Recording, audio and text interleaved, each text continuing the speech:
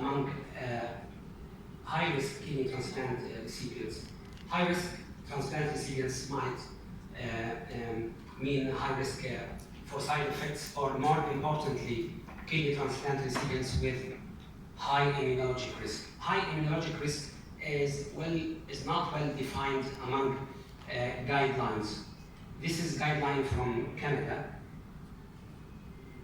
stating that high immunologic risk includes patients with PRA more than 80% or with previous immunologically bad transplants. On the other hand, the more recent British Transplantation Society guidelines puts the same type of patients within high-risk category, in addition to other types of patients like patients with donor-specific antibody or retransplant non-HLA antibodies.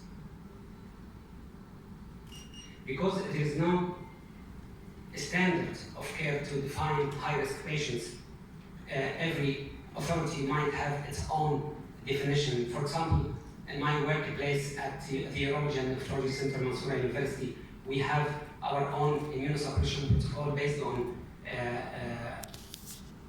categorization of patients according to immunologic risk, with the highest category includes patients with only PRA more than 20%.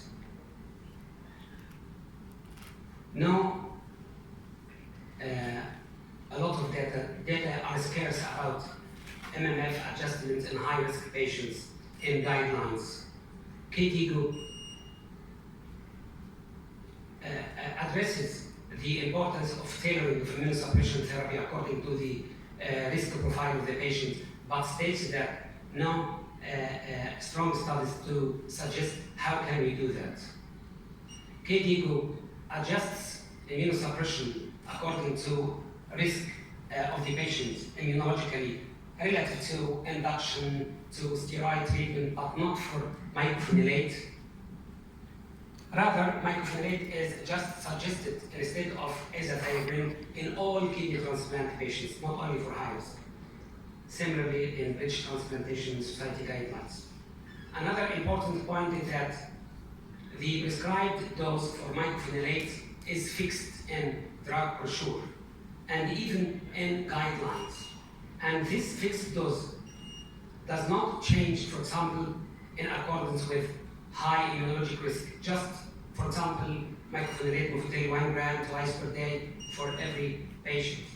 And even does not decrease over time as expected.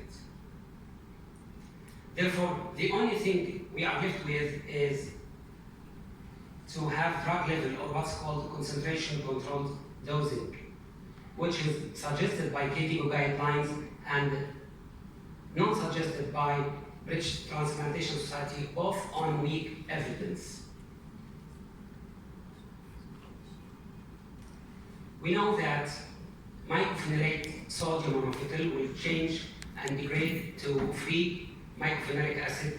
Most of it will be bound to albumin, and the free part will be degraded in the liver into two degradation products. Both of them will be discharged or excreted in the kidney. So in chronic kidney disease, both of them will be retained. The importance of the high or the large portion mycophenolic acid glucuronide, despite inactive, is that it can perform enterohepatic circulation, resulting in more free mycophenolic acid and more side effects, especially in chronic kidney disease, in which mycophenolic acid, the glucuronide, will be retained. Concentration controlled dosing might be conventional pharmacokinetic dosing that depends on assessment of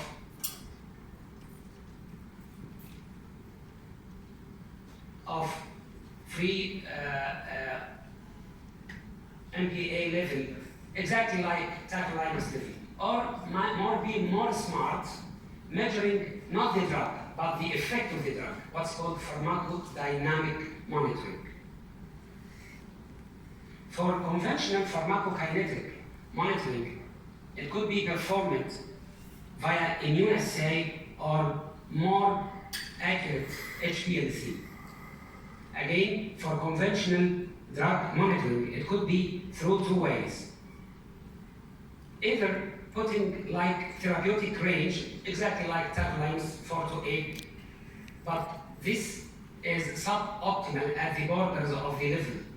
And this is what's called therapeutic drug monitoring, and usually performed by doing trough level, or doing more accurate target concentration intervention. That's to say, setting accurate targets, single target at which therapeutic effect is maximum and side effects are minimum. And this is usually done by area under the curve. Example of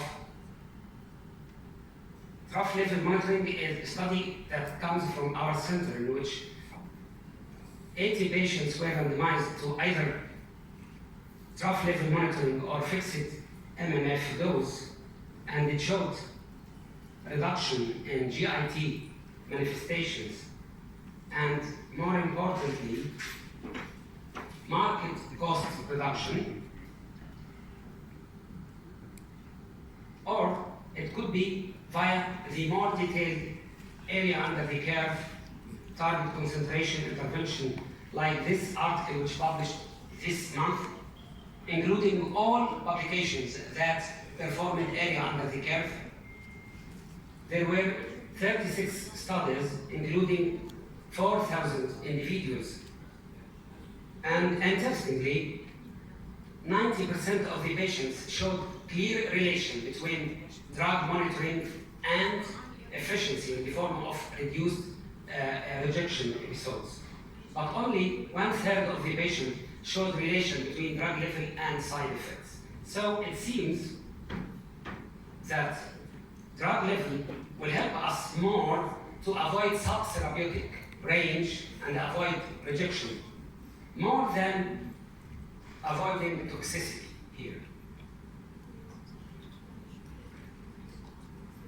So, in conclusion, it might be reasonable to adjust mycophenolic acid dose in high-risk kidney transplant recipients according to plasma level, especially in the early post-transplant period, at which rejection is maximum.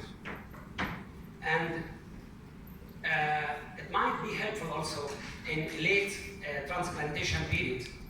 Despite that, the relation between mycophenolic level and side effects is less evident, but this might be helpful when cost saving is an issue. Thank you very much.